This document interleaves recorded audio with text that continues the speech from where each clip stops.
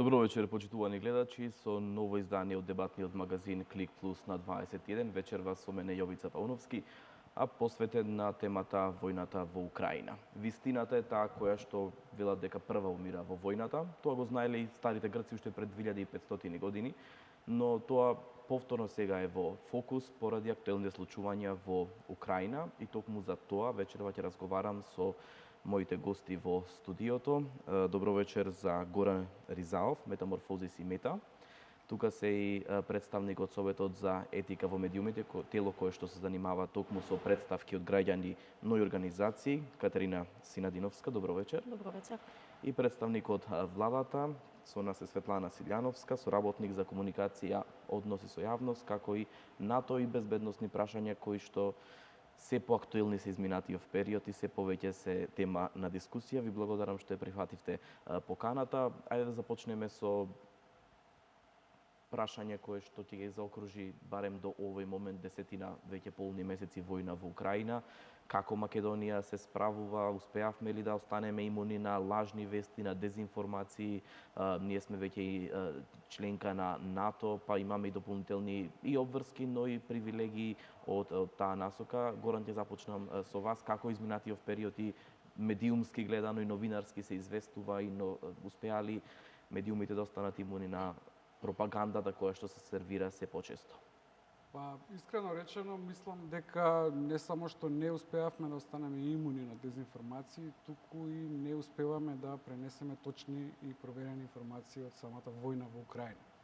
Веќе 10 месеци како почна војната, уште малку една година, ние немаме дописник. Ниту еден наш медиум нема дописник во Украина и немаме не само во Украина, туку и во соседните земји, немаме новинар кој што ќе ги пренесе состојбите таму. Од прво лице да е Токму така. За тоа што се случува. Токму така, значи немаме приказни за бегалците, немаме приказни за тоа како цивилите во Украина се справуваат со војната. Имаме 6700 жртви цивилни во војната во Украина, над 10.000 повредени. Ние такви информации во нашите медиуми немаме. Она што го имаме е пренесување на информации од други медиуми или од светски агенции, и често се случува да се пренесуваат и полувистини, и дезинформации, и манипулации со јавноста од разни центри на моки. Значи, за жал, таква е моменталната ситуација. Каде е проблемот? Точно е дека се пренесуваат информации од најголемите светски агенции, но и тие изминатиот период, што може би не целосна проверена информација или некомплетна, се случуваше да испратат вест која што подоцна се прикаже дека, не знам, ракетата е руско производство, но е лансирана од Украина, последниот случај што го имавме, па потоа следуваше отпуштање на новинари, казни и така натаму. Каде е причината зошто Македонија, за разлика од соседството, каде што може да забележиме дека цели екипи се испраќаат со денови пред почетокот, недела дена пред почетокот на првата акција која што ја направи Русија во месец февруари, ние веќе имавме екипи таму од соседството кои што информираа за актуелната состојба во Украина. Има повеќе причини за тоа. Една од причините е тоа што македонските медиуми, односно македонските редакции се сведени на неколку луѓе, најголемиот дел од нив. Значи станува збор за уредник и 2-3 новинари кои што покриваат се. И тоа не остава простор за специализација на новинарите, за воени репортери, за одење на терен. Значи, вие имате ситуација во која што истиот новинар утрината покрива прес на влада, а после тоа оди до Народна банка да покрие прес и вечерта оди на концерт. И сите тие работи треба да ги напише. Значи, не може во ниту една од тие теми да навлезе доволно длабоко за да може да ја пренесе суштината и контекстот во кој што се случуваат тие настани. За жал, медиумскиот пазар кај нас е недоволно развиен, медиумите преживуваат на тој начин и тоа е една од причините поради кои што се пренесува било што ќе привлече внимание. Значи, како уредник ќе објавите било што ќе ви донесе кликови, за да може колку толку да добиете некое банерче, за да може да протуркате тој месец. Како Советот за етика работи во изминатиот период, дали има зголемен број на барања, пријави пристигнато до вас во однос на дезинформации поврзани со војната? Да, има зголемен број на представки кои што се поднесуваат до нашата канцеларија поврзани со известувањето во однос на војната, меѓутоа мислам дека Горан спомена нешто што е клучно, а тоа е можноста за нашите новинари да бидат на лице место. Ние освен една новинарка, колешка Татовска, немавме друг човек кој што беше таму во Украина за да може одблиску да види и да пренесе на нашите гледачи, на нашата публика како и што всушност се случува таму. Секогаш со доза на резерва како новинари, мислам тоа е едно од основните правила во новинарството, треба да ги земате вестите што не сте ги сами не сте биле во можност да ги проверите. Така што мислам дека тој момент, таа слабост на македонскиот медиумски систем треба да се истакна како сериозна слабост. Понатаму сметам дека не би рекла дека во соседството нешто специјално се истакна колегите во известувањето или во неширењето на дезинформации, затоа што главниот број на дезинформации кои што ние ги добиваме токму преку Србија, например, и преку таблоидите кои што навлегуваат кај нас, поради тоа што нема јазични бариери, многу лесно се, нели, пристапот е многу лесен. Иако имаше и сериозни редакции од страна на балканските медиуми кои што беа испратени во Украина и навистина известуваа како што треба. Мора да имаме на ум дека се работи за војна, која што и покрај сите предупредувања и целата тензија која што растеше, мислам дека до последно никој не очекуваше да се случи.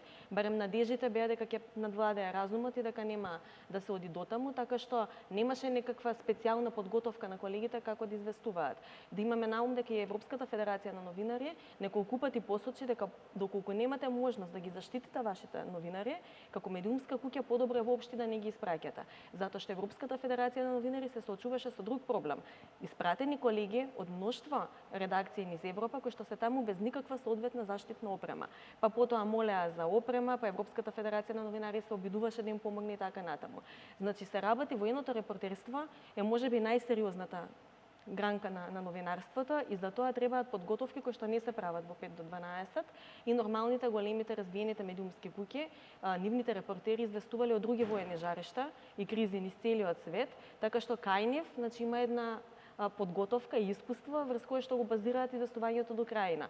За многу балкански редакции ова беше сосема нова работа и практично се учеа во од.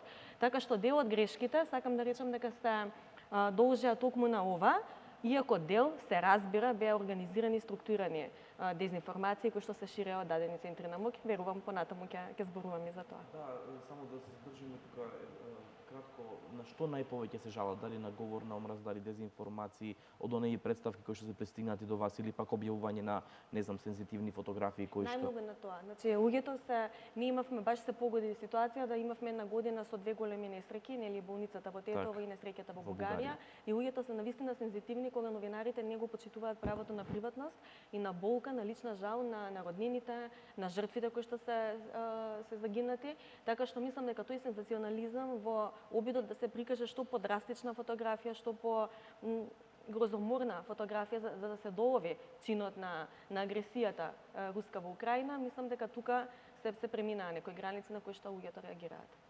Силјаноска, како владата во цел овој круг е вклучена, што значи од безбедносен аспект, токму и ширењето на дезинформации кон нашата држава? Рековме дека неколку се каналите кои што доаѓаат вестите и се шират кај нас. Така. Па пред се не го гледаме бојното поле само од војната гледна точка. Очигледно е дека се води информацијска војна која што е паралелна на војната која што се случува на терен и за која што се користи оружје. Ние сме земја членка на НАТО веќе 2 години и во рамки на НАТО системот секако дека се работи на стратешките комуникации. Тие стратешки комуникации се поврзани помеѓу сите 30 земји членки и на нив се работи постојано. Тоа беше една и од одредбите на последниот самит во Мадрид, каде што се воведе новиот стратешки концепт и кој што подразбира помеѓу другото согласување и на пораките, конзистентност на пораките на сите земји членки, пред се со цел да не се дозволи и раздори нарушување на единството на земјите членки, меѓутоа и од друга страна да се обезбеди конзистентната порака која што до претходно можеби не била толку многу видлива. Така што во тој аспект како НАТО членка ние имаме константно 10 месеци многу јасни едногласни пораки на сите 30 земји членки, но и серија на механизми кои што се преземаат на земјите членки за да може да се сузбие појавата. Ние гледаме дека се повеќе дезинформациите не ги третираме од комуникацијски аспект, ги третираме од повеќе безбедносен аспект, затоа што па дури ако земеме низ Сирија на примери, тие можеби доаѓаат од надвор, меѓутоа имаме сериозна амплификација од внатрешните актери. Имаме политички партии кои што ги работат на нивна амплификација. Најчесто се појавуваат кога имаме сериозни евроатлантски моменти, каде што се носат многу големи одлуки и секој пат се насочени кон подривање на тие процеси. Така што безбедносниот аспект за сега станува веќе и примерен. Ние забележуваме дека благодарение на тие дезинформации имаме и чинови кои што се случуваат во јавноста, во реалноста. Тие не остануваат само на социјалните мрежи или во медиумите, тие се префрлаат на улиците. Ние летоска имавме поттик за радикализација на протест кој што резултираше со молотови коктели на полицајци. Тоа е сериозен безбедносен елемент кој што повеќе не можеме да го третираме само како комуникацијски предизвик. Така, тука ќе направиме кратка пауза со изјави од колеги од граѓански организации, Сдружение на граѓани од регионот, бидејќи освен Македонија има држави во соседството кои што многу повеќе се кревки, да кажам, на она што доаѓа од дезинформации и од руска пропаганда. Колеги, во продолжение да ги слушнеме изјавите од регионот, па продолжуваме со дебатата. Kosovo media reporting was mostly related with the war in Ukraine and Kosovo-Serbia disputes. Since the start of Russian aggression in Ukraine, an opinion has prevailed among the media and the Serbian community in Kosovo that the war there was imposed by NATO. This narrative is certainly not far from the official one of the Serbian state, which since the beginning of this conflict has maintained an open pro-Russian stance, although in some cases Serbia's vote at the UN has been in support of Ukraine's territorial integrity. So what we have seen is that the war in Ukraine brought back the diplomatic battle and the mutual accusations between Kosovo and Serbia. So they were manifested mainly through social media, where there was no shortage of fake news. In this regard, some online websites without ownership have continued to spread misinformation related to security in Kosovo, whose guarantor is the NATO mission. One of these websites, for instance, published an article stating that the situation is alarming and that Kosovo should be careful, since the Serbian army is near border Kosovo and can occupy it in a few hours. Another narrative during this month was the claim of the possible deporting of the Serbs from Kosovo, drawing an analogy with the alleged deporting of the Russians from the eastern region of Ukraine. They were triggered by the decisions of Kosovo government regarding the application of reciprocity in license plates and identity cards, and we have seen that Serbia launched a huge disinformation campaign on the eve of the start of the implementation of this decision, which was expected to start by the end of 31 of July. What we have seen is that Belgrade misinformed that according to the decision of Prime Minister of Kosovo Albin Kurti, the identity cards of Serbs would be confiscated at the border, an action which would precede the final expulsion of Serbs from Kosovo. So this was a huge disinformation, because as a result we have seen that many Serbian citizens with heavy vehicles blocked the roads leading to the border points in Jarinje and Brnjak. Another narrative which I would like to mention is that armed groups are being recruited in Kosovo to fight in Ukraine. In line with this narrative, Serbian officials went even further by misinforming that a group of Chechens and the Caucasians were staying in Kosovo.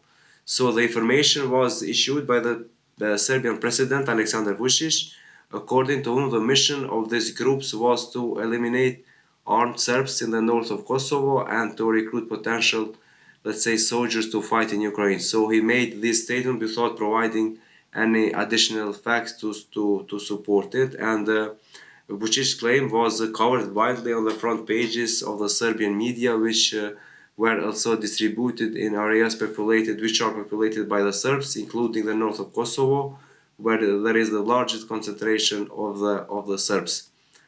When it comes to the sources of disinformation in Kosovo, main domestic sources, like in all Western Balkan countries, are online news portals that share disinformation, including translation of foreign news containing disinformation. So some online portals are affiliated with the political parties and interest groups, and another sources are politicians that give statements to the media or spread disinformation through their social media presences in Facebook, Twitter, or Instagram.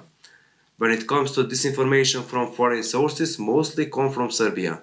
We have seen Serbian state officials and the so-called Office for Kosovo and Metohija within the Serbian government. So they make many, let's say, statements which is specified for the people who lives in northern Kosovo. So for the Serbs in northern Kosovo, what should be done to combat disinformation? We think that media and civil society organizations should raise awareness about these negative narratives and expose the malign influences through professional and watchdog journalism. This is the only way in order to reduce the problem with disinformation, misinformation, so that decision makers from our region and the European Union will benefit from action recommendations about disinformation ecosystem, enabling systematic prevention. Thank you very much. Hello, my name is Ismar Milak and I'm coming from the Citizen Association Why Not, or Zašto ne, from Sarajevo, Bosnia and Herzegovina. I will speak about narratives we observed in Bosnia and Herzegovina in the recent period, as in the entire region. The media focus and the focus of disinformation activities was switched to Ukraine with the onset of the Russian invasion in February 2022, which was sadly but expected. This has put additional strains on an already polarized political situation in Bosnia and Herzegovina, along with its media climate. Regarding the observed instances of disinformation relating to Ukraine, the biggest problem for BNH was represented in the fact that the large part of this information sources, which transpose political agendas and manipulative terminologies of the Russian side. In Bosnia and Herzegovina, the public broadcasting service, the entity news agency, and other media in Republic of Srpska, one of BNH entities, are officially using the narratives and terminology justifying the Russian invasion of Ukraine, previously coined and promoted by Russia in their own media products. So in last several months, but even longer, expectedly, the most present disinformation narratives are those related to the Russian aggression to Ukraine and the events following that war. We have widespread narratives about Ukraine and Ukrainians presented as supporters of Nazism.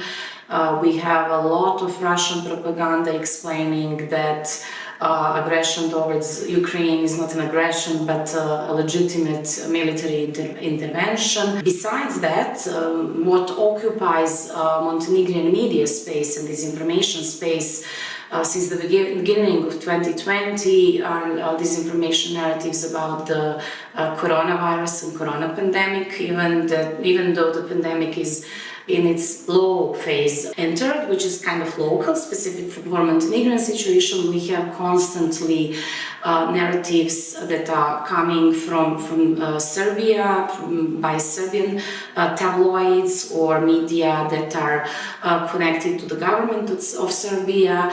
We have promotion of Serbian government. We have narratives that are trying to prove that Montenegrin are less valuable or even non-existent, and we have permanent interference in Montenegrin internal political affairs, especially when it comes to elections. And thanks to the shared language in this region, Montenegro is just one niche of a bigger media market. We, according to our research, foreign sources are dominant. Amongst these foreign sources, we mainly have tabloids and influential media from Serbia, sometimes acting on their own and sometimes just being a channel of Russian propaganda that translates that and localizes that for the local populations. Besides that, we also have in Montenegro several right-wing portals, some of them non-registered, that are present source of this information. And when it comes to the mainstream Montenegrin media, they are rarely producers, creators of a fake news. Social media is increasingly becoming most important source of disinformation that are unfortunately now finding their way to the traditional media as well. In Montenegro, we haven't made the first steps yet, so we have to start with institutions and we have to start with strategies and legislation. So Montenegro doesn't have strategic. On that line is one of CDT's proposals to establish a special parliamentary committee in the Parliament of Montenegro that would be in charge of overseeing, monitoring, analyzing malign foreign influences, including disinformation. Besides the institutional response, there is also strong need for media response, because only active involvement of all media can help minimizing or managing at least harm that is done by the disinformation in Montenegrin society. And we have, CDT has one important initiative in that area. We are proposing establishment of the special fund for the media that would give to media needed resources to fight disinformation. Raskrinkravanje is doing only one small part of that job, which is debunking the fake news. But we need a lot more to be invested in analysis, in research, and especially in media literacy that is now becoming part of the school curriculums, but we would also need stronger involvement in civil society to support this effort. I'm Nikola Petrovic, Director of ISAC Fund, an NGO from Belgrade. Now, most of such news, information, and analysis can be separated in three major groups. The first one, since the February this year, of course, has to deal with the war in Ukraine. This group can be divided further into three major subgroups, where the first one contains all this information, news and analysis which deal with the Russian military superiority and its impending victory in the war in Ukraine. The second one contains news, analysis, and the statesmen and the politician statements which are putting the blame for this conflict on NATO, United States of America, or even European Union. Now, the special place in this group is taken by all these news and analyses which are trying to prove the existence of the vast number of biolabs and biochemistry labs in Ukraine, which are run by United States of America, and which are secret of character and are being used for development of the weapons of mass destruction, or in some cases for development of COVID-19 and its disbursement around the world. The third group contains news and analysis about economic side of this conflict and about sanctions imposed to Russian Federation by EU and United States of America. In these information, these news and analysis, it is always being portrayed that the sanctions and economic measures taken against the Russian Federation have absolutely no effect and are actually only harming the Western world. Now, the second major group of not so often false information, but more often negative narratives, is of regional character and has to do of Serbia's issues which it has with its neighbors. Unfortunately, in the last 3 months, most of such news are tied to the not so successful process of normalization between Belgrade and Pristina. The third major group represents local information which are being issued by Serbian political elites and has the goal of either strengthening their position or justifying their decisions and actions. The sources of such information can be of local character or foreign character. Now, most of the disinformation that have to do with the war in Ukraine are coming, or it's being distributed directly from some of the major Russian Federation media sites like Russia Today and Sputnik. The sources for other two groups, major groups of disinformation and negative narratives in Serbia, are almost exclusively of local character, meaning they are created in Serbia or they are created by the Serbian political elites and then just being transmitted by Serbian media. The situation with disinformation and even more with negative narratives, which are significantly increasing the tensions between various nations in the region, is quite difficult and hard to combat.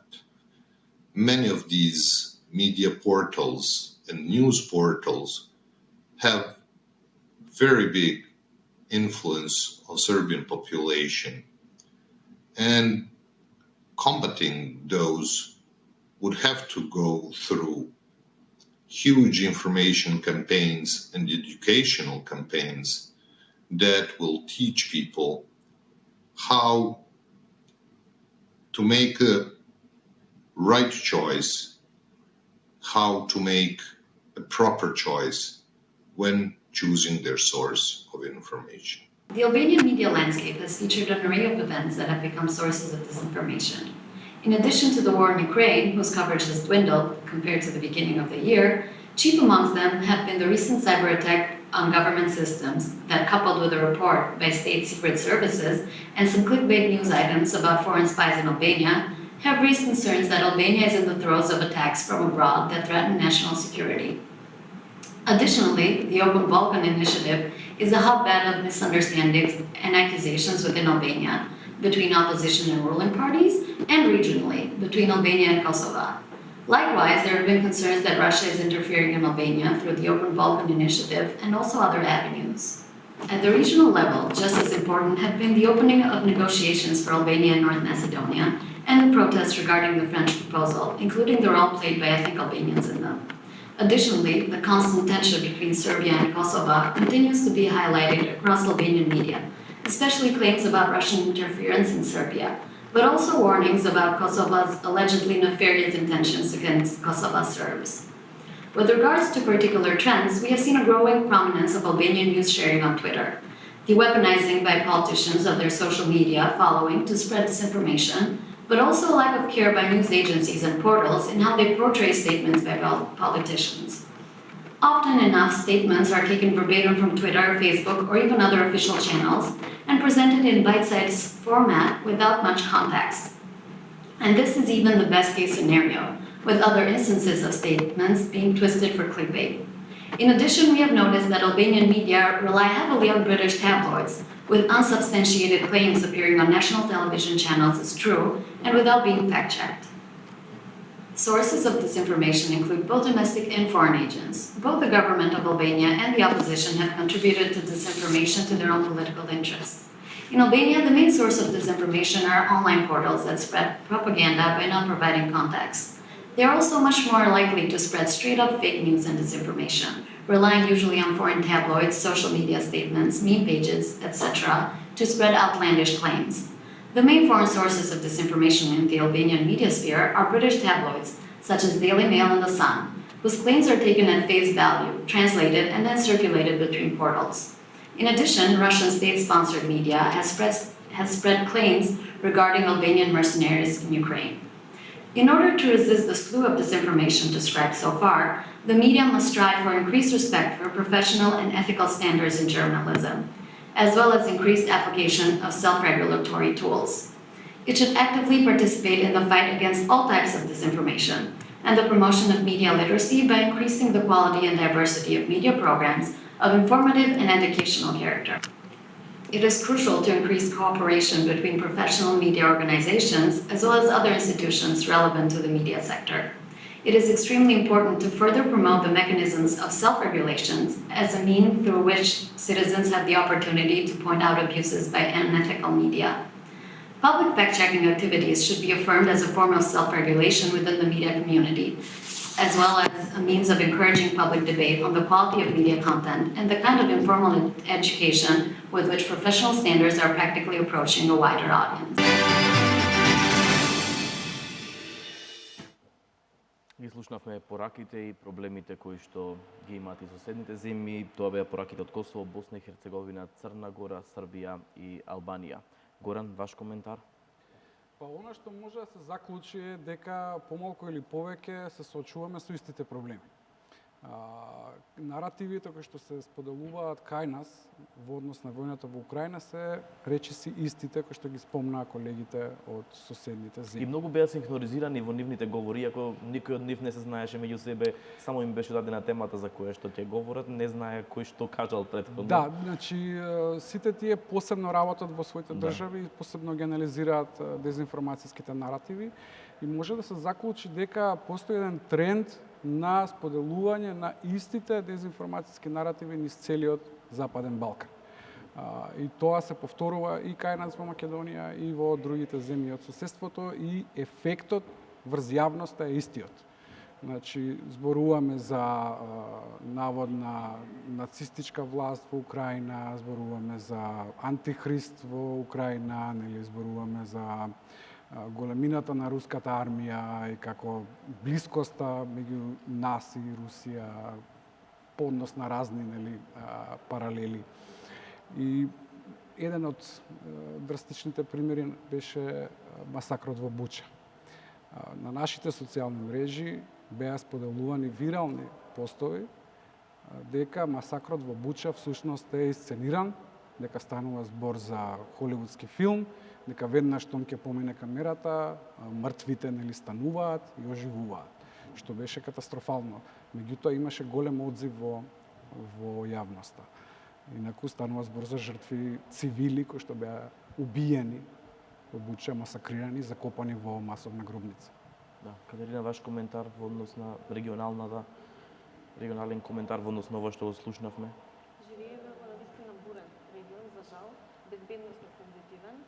И тоа што го кажа и колегата, навистина мислам дека лесно е да се влијае наоколу и поради поврзаноста на државите и поради сличната демократска состојба, односно ниво на демократија, на медиумска култура која што владе. Јас баш минатата недела бев на северот на Косово, каде што се тензиите. Можам да кажам дека во делот на Митровица, каде што е српското население, руската пропаганда е застрашувачка проста.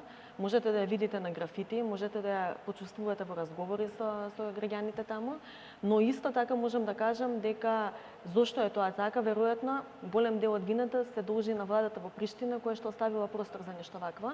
Значи владите во овој дел на Европа, на Балканот, мора да бидат свесни дека мора да се контролира наративот. Не сме да се остави простор за вакви злонамерни упади од страна на вакви центри.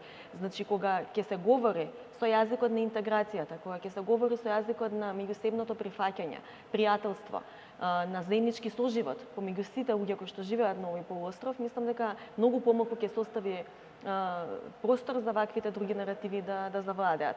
Мора да направиме разлика, она мислам што е клучно да се разбере помеѓу дезинформации, обични, би ги нарекла, кои што се секојдневија и кои што произлегуваат од, не знам, понекогаш тие дезинформации ги шири самата влада, официјални лица на владата, функционери, институции, невладини организации, медиуми и така натаму. Дури не знам какви структури, меѓутоа не се дел од вакви воени и организирани напади кон една држава. Значи тие дезинформации треба да се стават во едно купче и со нив да се занимава фелата, односно професионалните новинарски организации, медиумската писменост како процес и така натаму. Кога се работи за структурни напади и упади во безбедносниот систем на една земја, мислам дека тука апсолутно мора да реагира државата и институциите на системот. Така што оваа разлика мислам дека е важно да се потенцира, за да не се меша и за да нема, знаете, ние секогаш сме сензитивни како новинари и велиме дека е наше да дефинираме што е добро новинарство. Меѓутоа, апсолутно е на институциите на системот да дефинираат што е странски организиран напад. Коментар од државата? Пред се владата не шири дезинформации, мислам тоа го докажуваат факт-чекерите кои што не можат да најдат информации кои што се намерно пласирани, погрешни или пак кои што имаат за цел да ја залажат јавноста или да ја доведат јавноста во заблуда, што е всушност и дефиницијата на НАТО. Можеме да го демантираме. Значи, имало многу случаи кога имало погрешни информирања, невистини и така натаму. Меѓутоа мене ми беше друго поентата. Поентата ми беше дека тие дезинформации што се секојдневие во политичкото миле се едно, а овие информации, дезинформации кои што доаѓаат од организирани структури се друго. Значи да не правиме, да не ги задначуваме. Јасна е разликата, мислам дека за сите. Секојдневни, мислам дека меѓу нив има организиран намерно ширење на дезинформации, што е и дефиницијата за дезинформации. Тогаш веќе се во другата група. Да, јас се враќам назад на првенствениот муабет кој што го покажаа нашите колеги на видеото. Особено би се осврнала на Босна. Знаете, онаа порака на единство која што НАТО ја пласира не е порака, тука е малтene начин на кој што се функционира и начин на кој што Унијата функционира. И затоа на последниот министерски состанок ги имавме партнерските земји, како што се Грузија, како што е Босна, како што е Молдавија и така натака, каде што токму ова кој што го презентира и нашите колеги покажува дека пенетрацијата на дезинформациите е присутна и има за цел да ги подири токму демократските процеси. Некаде е тоа поништување на избори, неможност за формирање на влада. Дори Дейтонскиот договор е веќе тема на разговор во изминатиот период и неговото... Токму така. Но она што можеме да го заклучиме пак од сите овие елементи е дека очигледно е дека не постојат јазични бариери, очигледно е дека не постојат ни државни бариери. Значи границите на Западниот Балкан во однос на пенетрацијата на дезинформациите гледаме дека тука и дека постои. Односно тоа самиот факт дека сите ми се соочуваат буквално со истиот проблем, логично е веќе да почнеме да разговараме за како ќе го решиме ние тој проблем. И она што забележав дека е исто заедничко кај сите, би рекла дека е заедничко и кај нас, тоа е разговорот во кој што се бара обединет пристап. Ги слушнавме колегите, вела дека треба да соработуваат медиумските организации, да соработуваат граѓанските организации, да соработуваат владите. Јас би рекла дека ние сме во предност во однос на другите земји, затоа што имаме простор каде што имаме и висока светска медиумските организации, и висока светска и граѓанските организации, но и отворен простор од страна на владата за разговор. Мислам дека барем по однос на ова прашање имаме доволно широк простор за да работиме заеднички и да имаме заеднички целисходен пристап. Имаме простор да работиме, но што сработивме за овие 10 месеци, ајде да провериме сега. Па зборуваме за тоа, генерално повторуваме некои работи дека е закана за безбедноста, меѓутоа многу малку преземаме. Граѓанските организации, барем дел од граѓанските организации се вклучени во борбата против дезинформациите. Ние како Фондација Метаморфозис работиме на проверка на факти повеќе од 10 години. Го правиме тоа бидејќи увидовме дека дезинформациите се нешто што е многу сериозно и со кое што треба да се бориме организирано. И опасно. Во последниот период на повеќе наврати се повторува дека дезинформациите се закана за безбедност. И ние се согласуваме со тоа. Ние формиравме и регионална мрежа на организации од целиот Западен Балкан кои што заедно соработуваат, споредуваат, анализираат за тоа како патува една дезинформација низ регионот. Меѓутоа, она што е клучно е да се направи еден системски пристап во борбата против дезинформациите. Значи, тука зборуваме и за зголемување на професионализмот меѓу медиумите, зборуваме и за повисока медиумска писменост, зборуваме за унапредување на образованието, за воведување на медиумската писменост во образованието, што е можно порано, зборуваме за пристап на владата, на институциите на системот во борбата против дезинформациите. Имаше еден план кој што беше објавен пред неколку години, меѓутоа, освен промоција на тој план, потоа ништо понатаму не се случи сериозно околу тоа. Зборуваме исто така и за вклучување на повеќе медиуми и повеќе граѓански организации во самата борба против дезинформациите. Зборуваме за користење на проверката на факти како алатка за борба не само од неколку медиуми, туку тоа да биде регуларно нешто кое што ќе го прават медиумите, бидејќи ако не беше успешно, немаше да го користат големите светски медиуми. Значи, кој било голем светски медиум од Западот, има посебен сектор за проверка на факти. И тоа редовно го прават и за изјавите на политичарите, и за објавите на социјалните мрежи, и за ветувањата на политичарите предизборни и после дали ги остваруваат. Значи тоа е веќе редовна пракса во медиумите. Дури за гости во телевизиско студио како ова. Токму така, изјави, говори на политичари, изјави на новинари, на медиуми. Значи тоа се треба да подлежи на проверка. Се согласувам, меѓутоа би додала тука дека многу е важна проверката пред нешто да се објави. Со сета почит кон тоа што го работат колегите, тоа е многу важно и станува се поважно. Меѓутоа базичната улога на новинарството не смееме да ја заборавиме, а тоа информацијата да биде проверена пред да биде пуштена во етер. Оти знаете како е, штетата е веќе направена и тоа што ќе го поправат колегите со факт-чекинг е само минимално во однос на тоа што може како и мислам дека тоа е многу важно да се нотира, инаку апсолутно е потребен организиран, структурен одговор и се согласувам дека тука имаме простор за тоа да го направиме мултисекторски. Повторно ќе речем, значи медиумите имаат одговорност да се вратат на својата базична улога, а тоа е да бидат професионални, етични во известувањето. Ние како Совет за етика, заедно со Сдруженијето на новинари, нашите партнери, знаете Промедија како регистар на професионални медиуми кој што го формиравме, сега во моментов подложи на зајакнување на критериумите, односно тој веќе еднаш изфилтриран список на медиуми ќе доживеа дополнителна филтрација, затоа што сфативме дека критериумите се прилично лабави за времето во кое што живееме и мислам дека тоа ќе биде една добра алатка и на граѓаните и на невладините организации, на општеството и на институциите исто така да им помогнеме во оваа битка и апсолутно тука си е државата, агенциите, државните агенции за разузнавање, значи структурите, службите за безбедност, кои што апсолутно не смеат да се дозволат дупки во својата работа. Знаеме какви скандали се случуваа периодов. Руското влијание не е само во медиумите тука, како што гледаме, апсолутно е во политичките партии, во структурите политички, меѓутоа и во бизнисот и воопшто во општеството. И мислам дека тоа треба да биде целиот одговор, медиумите мора да бидат само една алка од целиот општествен одговор, како што и доликува на членка на НАТО. Така, токму и Промедија се надеваме дека ќе доживее и таа крајна цел што беше и комуникации со стопанските комори во однос на распределба и на маркетинг, колач и буџети кои што да бидат насочени кон професионални медиуми. Владата донесе неколку одлуки за донации кон Украина, денеска имаше уште една. Донеси одлука за укинување на реемитувањето на Russia Today на територија на препорака, беше бидејќи не смените одлука се донесе, но чином сега повторно се реемитува телевизискиот канал. Дали тоа беше доволно, дали може нешто повеќе се направи, што во изминатите 10 месеци направивте како влада? Па се согласуваме ние со колегите, апсолутно е потребен системски пристап кој што ќе биде малце по координиран, понасочен, можеби по-дефиниран. Точно е дека во 2018 акцијскиот план беше, тоа беше не би акцијски план, беше предлог акцијски план, кој што во првиот момент кога беше објавен во јавност, најдена многу негативни реакции токму од партнерите кои што би требало заеднички да го спроведуваат со владата.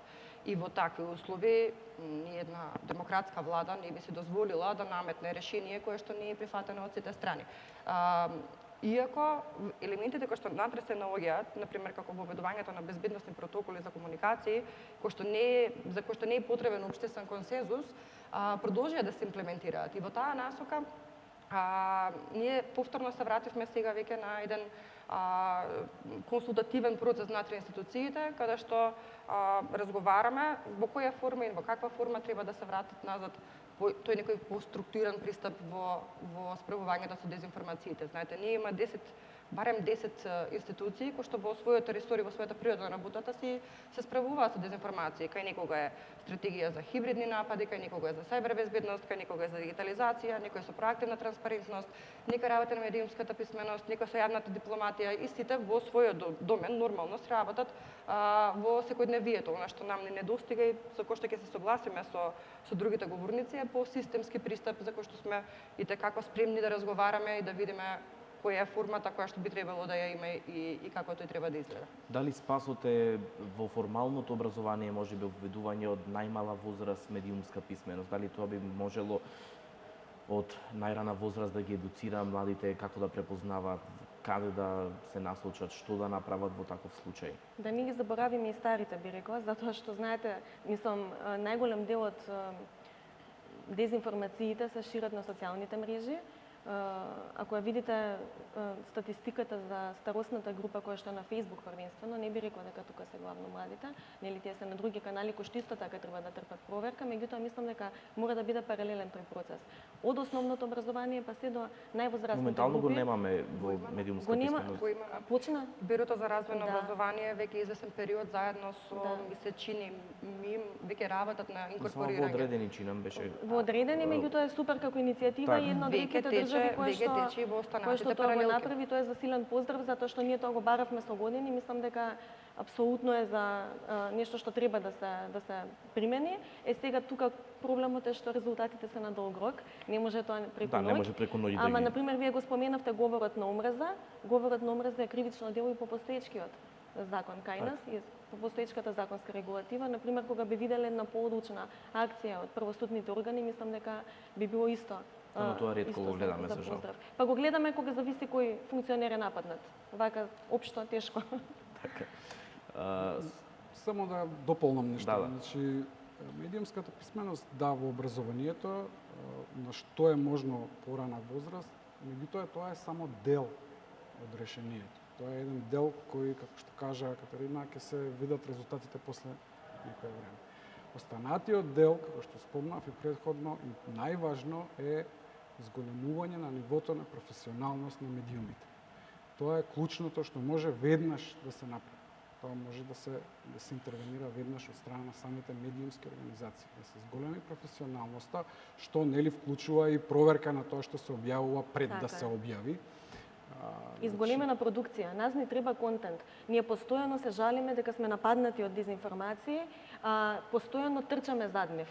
Значи, секогаш ще чекор пред нас центрите кои што шират дезинформации. Зошто? Затоа што затајуваме со продукција на вистински квалитетни содржини. Кога вие на гледачот ќе му понудите на вистина добра репортажа, добра едукативна емисија, економска емисија, веќе гледате нашите телевизии, нашите медиуми се преполни само со политички препукувања меѓу политичките партии. Значи, нам ни треба продукција и сериозна инвестиција токму во подигнување на квалитетот на она што се нуди на публиката.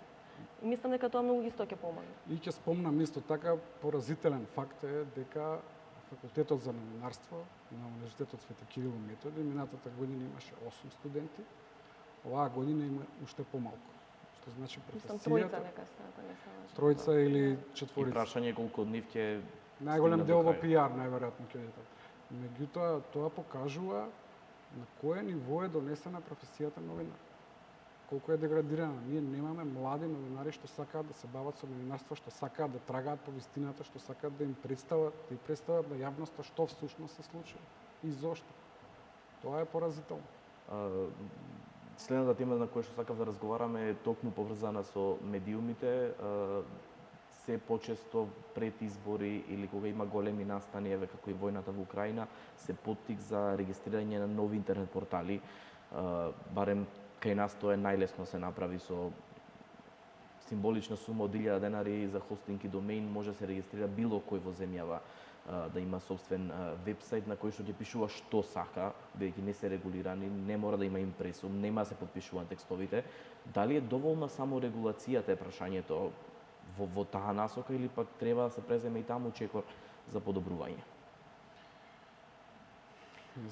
Политичките партии се тие кои што главно стојат за ваквите портали, затоа што, како што споменавте и сам, кога се јавуваат најчесто пред избори. Ние имаме статистика, значи за многу портали кои што се јавуваат точно пред избори, земаат дел од колачот кој што е наменет нели преку ДИК и на крај после изборите се ги затвораат, исчезнуваат од медиумскиот радар. Значи апсолутно системот е проблем кој што им овозможува на овие квази портали да имаат еднаков пристап и до јавните пари и до медиумскиот простор, како што имаат и професионалните редакции. Има една стигма што сакам да се разбие дека на интернет, се што ќе видите на интернет е непрофесионално новинарство, особено во Македонија ние имаме сериозни онлайн редакции, кои што на вистина работат по сите стандарди и некогаш се дури и заслужуваат апсолутно, и некогаш се дури подобри од мејнстрим медиумите. Истражувачки стории, репортажи, примери кои што се однесуваат на, известување за ранливите групи. Сето тоа можете на интернет да го видите. На крај, конечно е, нефер за овие колеги да бидат изедначувани со ваквиот тип на портали. Значи, тука бизнисот го споменавте, Не може да ги изоставиме од одговорност маркетинг агенциите и бизнис, компаниите воопшто, бизнис секторот, затоа што бројот на кликови не може да биде единствен репер за тоа што поддржувате вие како компанија. Апсолутно имате корпоративна слобода да рекламирате каде сакате, меѓутоа имате корпоративна одговорност општествена за да поддржувате квалитетно информирање. Но не знам и таа реклама. Така, апсолутно. Дали таа реклама би била реклама или пак антиреклама се рекламира на токму таков медиум. Во однос на регулацијата ние би требало да се чекор да фаќаме и со европските законодавства. Треба да се регулират и тој простор. Алудирате на новиот закон за медиуми, претпоставувам. Новиот закон на медиуми, но таму не се вметнати сепак интернет порталите. Нас рак рана не се најповеќе интернет порталите, веќе телевизиите или мејнстрим медиумите, колку толку имаат своји ограничувања, имаат своји црвени линии до каде што и не верувам дека некој би ги пречекорил или еве во изминатиот период барем не се сеќавам јас дека некој би го направил тоа. Силни поддржувачи сме на саморегулацијата, ние навистина веруваме дека. Но дали е доволна таа? Тоа ќе треба да каже фелата. Неблагодарна е владата да ја уредува или да евалуира работата на медиумите. Она што ние можеме да го направиме е да го овозможиме целиот простор, дали е за системските мерки кои што ќе дојдат од фелата или ќе биде само почитување на саморегулацијата и да го овозможиме просторот и да ги примениме барањата кои што ќе дојдат од фелата. Знаете, ние до пред само 5 години имавме комплетен медиумски мрак. Од една заробена држава, од која што полека и постепено се ослободувавме, на сите ни беше јасно дека тоа ослободување на медиумите нема да биде преку ноќ лесно и дека нема да биде преку ноќ бајковито, меѓутоа тоа што може државата да го направи постојано да работи на овозможување на оваа средина, на овозможување на средина за професионален раст и развој на медиумите. Секое барање, барем што досега е дојдено од страна на фелата, е барем во најмала рака сослушано, поголемиот дел се имплементирани, без разлика дали станува збор за олеснување на финансиското работење на медиумите, дали станува збор за, не знам, укинување на радиодифузната такса или давачките околу радиодифузните такси. Меѓутоа, сепак, на крајот од денот, барањето за регулирање на медиуми мора да дојде од страна на медиумите. Ние не можеме повторно да се дозволиме влади кои што никогаш нема да дојде барање за регулација на интернет просторот од страна на медиумите. Мислам, ева, да ви кажам како професионални организации, затоа што тоа апсолутно би било навлегување во доменот на слобода на говор. Можеме да зборуваме за некакви заеднички мерки за зајакнување на саморегулацијата како процес, но не и за конкретна... И по принципот на промедија. Да, кој што треба да се зајакни, тој и се прави во моментов, и тој регистар да може да се примени и од страна на државните институции во дадени моменти, дали избор или не знам, тоа може да се разгледа. Новиот закон што го споменавте од страна на Европската унија, важно е да видиме како тој ќе се развива, треба да се отворат разговори, во моментов и се отворени со Министерството за информатичко општество, но друго што сакам да споменам е дека сите измени во законската регулатива мора да бидат во насока со европските директиви, особено за држава која што нели скрининг процес тече. Ги слушнавме загриженостите кои што ги изрази амбасадорот Девид Гир, особено за овој, би рекла, еден срамен обид за туркање на сила на промените на 102 членот во собранието. Добро, тука фелата е против, но владата не ги слуша, барем од она што... Да, ма, не сме против затоа што сме против, мислам, онака по дефолт, туку затоа што тоа е усогласено со европските препораки и со Европската комисија директно. Горан, завршен збор. Па, ќе се повторам уште еднаш со колешката, значи, мислам дека, како што реков и претходно, одговорот треба да биде заеднички и систематски. Само регулацијата е добар чекор, меѓутоа не е доволен во моментов. Може би треба да биде построга таа саморегулација. Може би треба да видиме како се одвива саморегулацијата во соседните земји или во некои од западните земји. Може би треба да седнеме и да разговараме подетално за чекорите што треба да ги преземеме заедно како општество од страна на сите засегнати страни. Да се обидеме да постигнеме консензус за тоа прашање. Значи, слободата на говор дефинитивно треба да се почитува и не станува збор воопшто за чепкање во слободата на говор. Меѓутоа, ова што сега се прави нема значителен ефект врз влијанието на дезинформациите. Тие се се уште силни и се уште имаат огромно влијание врз јавноста во Македонија. Ви благодарам многу за присуството, имавме одлична дебата. Се надевам интересна, се надевам повторно во ваков состав би дискутирале на квалитет, на содржина и на продукција барем кај медиумите во Македонија. Благодарам. По темата. Вам, почитувани, ви благодарам што изминатиот период бевте на фреквенцијата на 21. Секако вечер ве посветивме емисијата на војната во Украина, она што значи преговори барем меѓу Киев и Москва, барем до овој момент нема ништо ново. Секако стануваат оние предизвици кои што се комплексни, се чекори натаму по таа црвена линија која што пак никој не знае до каде и до колку и до што ќе не донесе, но да се надеваме дека тоа нема да биде трета светска војна. Ви благодарам за вниманието, станете тука.